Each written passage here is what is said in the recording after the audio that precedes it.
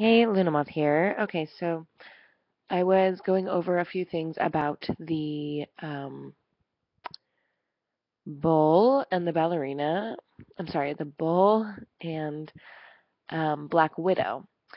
And I was reading the biography of, or the character biography of Black Widow from the Avengers. And it turns out she trained as a ballerina to cover for her other double life as a spy. So I read that, and it reminded me of a picture that I had seen earlier that morning when I was looking at stuff about the Wall Street Bull. And it is a photo of a ballerina standing on top of the Wall Street Bull.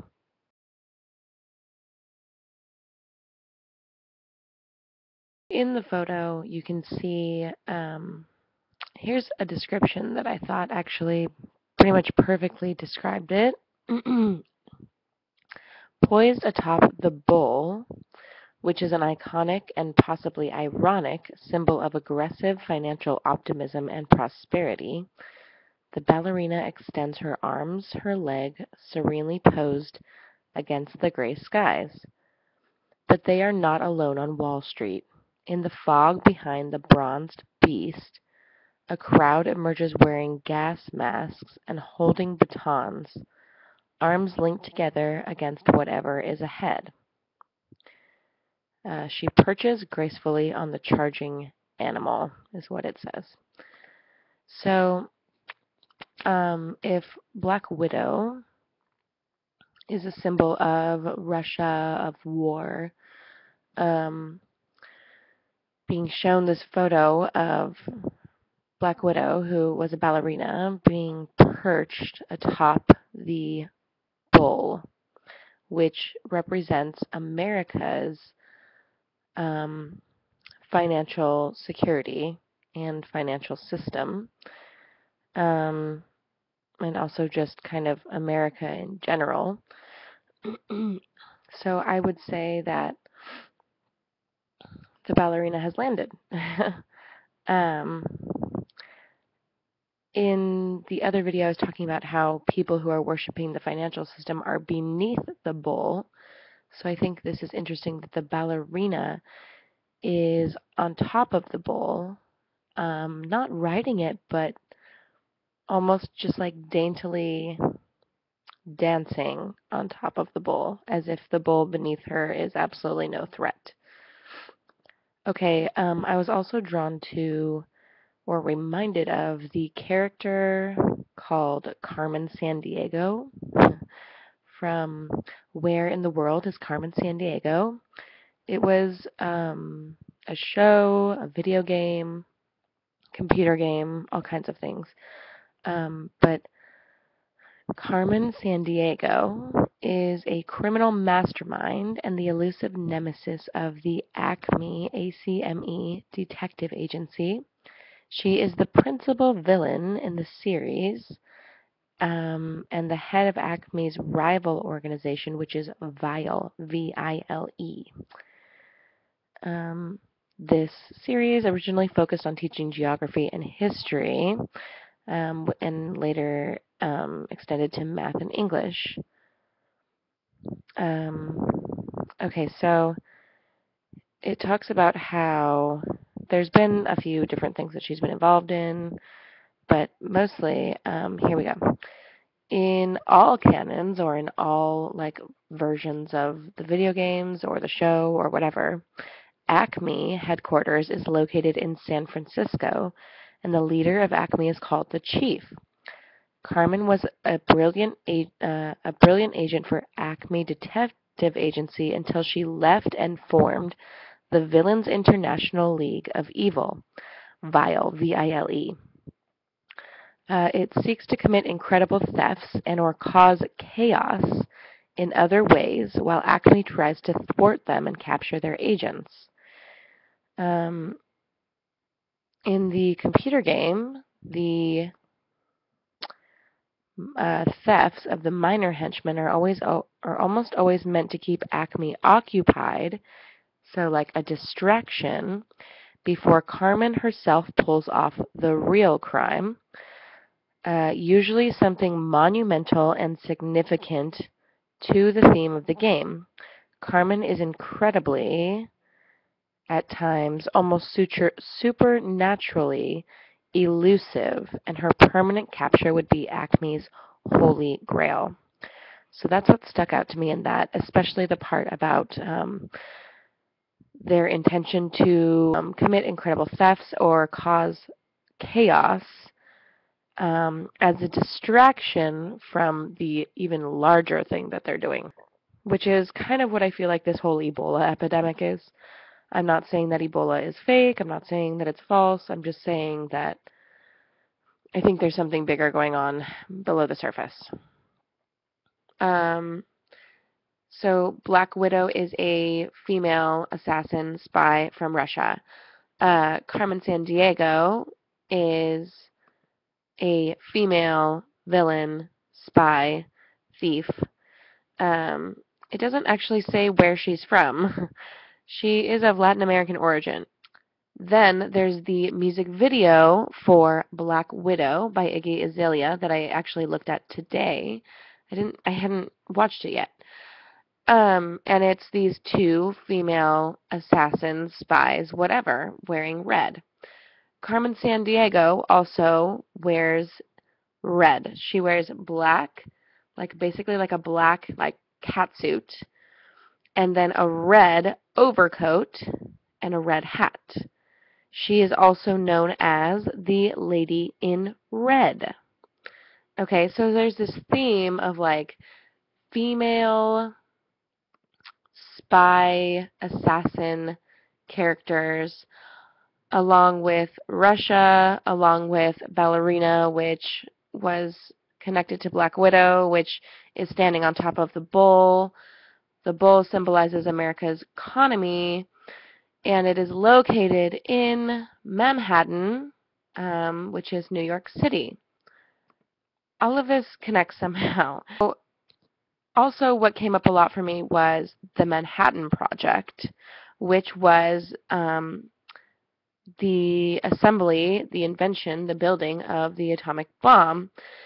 And there's actually a show about it right now that's out called Manhattan. And then I found this article on why they call it the Manhattan Project. Okay, so there's code names all over for all kinds of projects that were going on at that time. And most people think of the atomic bomb being built out in the desert in New Mexico somewhere. But what they don't know is that there was so much of the work of it done in Manhattan, in the city, not just in the city, but directly around City Hall. So City Hall is in Lower Manhattan. There's a park around it, and then there's City Hall in the middle, and then a bunch of buildings surround it. And it's really close to Ground Zero and where the World Trade Centers were. And I'll come back to that in a second. In the Manhattan Project, it's a book, writes about the Manhattan Project locations. Says the borough had at least 10 sites, all but one still standing. They include warehouses that held uranium, laboratories that split the atom, and the project's first headquarters, a skyscraper hidden in plain sight right across from City Hall. It was super secret. Manhattan was central, according to Dr. Norris, because it had everything. Lots of military units, piers for the import of precious ores, top physicists who had fled Europe, and ranks of workers eager to aid the war effort. It even had spies who managed to steal some of the project's top secrets. So the area around the City Hall and the park, there's a street called the Canyon of Heroes. Um, and there's a bunch of skyscrapers that are on that street. And it says that we're taking a tour of Manhattan, the places that were used at the project. And they were passing by the Woolworth Building, once the tallest building at 233 Broadway. A major site, it housed a front company that devised one of the project's main ways of concentrating uranium's rare isotope, a secret of bomb making. On the 11th, 12th, and 14th floors, the company drew on the nation's scientific best and brightest, including teams from Columbia. So this is saying that the making of the bomb was hidden right under everyone's nose. Like, there were a bunch of front companies, but really these people were working on a secret project to build this bomb.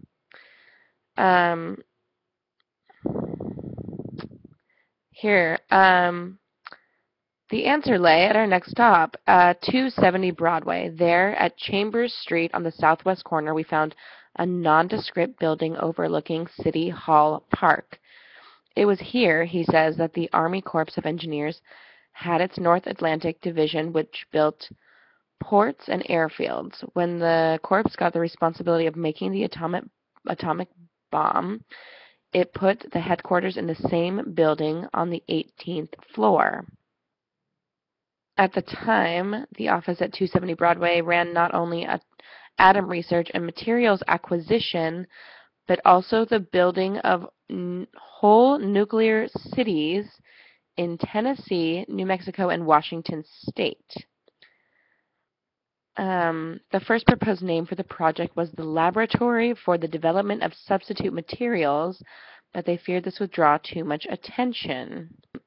In Manhattan, the one location that has memorialized its atomic connection had nothing to do with making or witnessing the bomb, but rather the managing to survive its fury. The spot is on Riverside Drive between 105th and 106th Streets. There, in a residential neighborhood in front of the New York Buddhist Church, is a tall statue of a Japanese Buddhist monk, Shinran Shonin, I hope I said that right, who lived in the 12th and 13th centuries. In peasant hat and sandals, holding a wooden staff, the saint peers down on the sidewalk. The statue survived the atomic bombing of Hiroshima, standing a little more than a mile from ground zero. So those words are important, ground zero.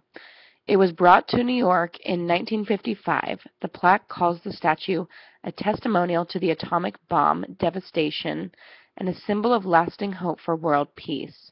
The statue stands a few blocks from Columbia University, where much of the bomb program began.